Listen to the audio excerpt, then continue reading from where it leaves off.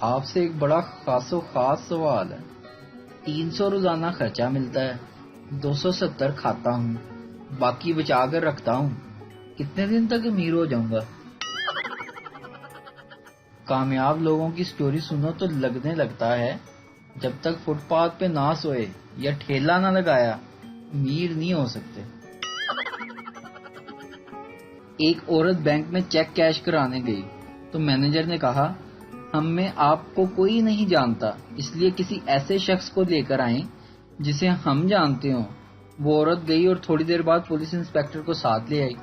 Manager نے police inspector سے پوچھا، کیا آپ اس عورت کو جانتے ہیں؟ تو پولیس انسپکٹر نے منہ ہلا دیا اور اشارہ کیا کہ ہاں جانتا ہے۔ کیشیئر نے اس کا چیک کیش کر کے پیمنٹ دے دی اور اس عورت کو جانے کو کہا۔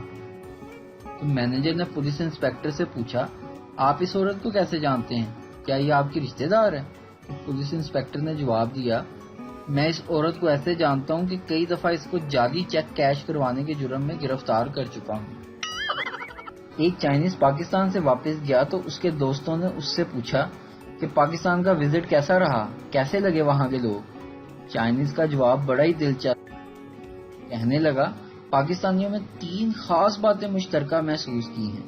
اول، کلائی میں گھڑی باندھتے ہیں، اس سے اس بات کا اندازہ لگایا جا سکتا ہے کہ یہ لوگ وقت کے بہت پابند ہیں۔ دوم، ان لوگوں نے ایک پرزہ ایجاد کیا ہے جس کا کوئی وجود تو نہیں ہے لیکن کام کر دکھاتا ہے، اور اس پرزے کا نام ہے جگاڑ۔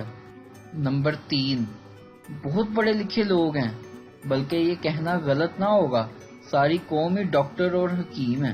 آپ وہاں کسی کو بھی اپنا مرض بتا دیں، وہ فوراً دوا تجویز کر دیتا ہے۔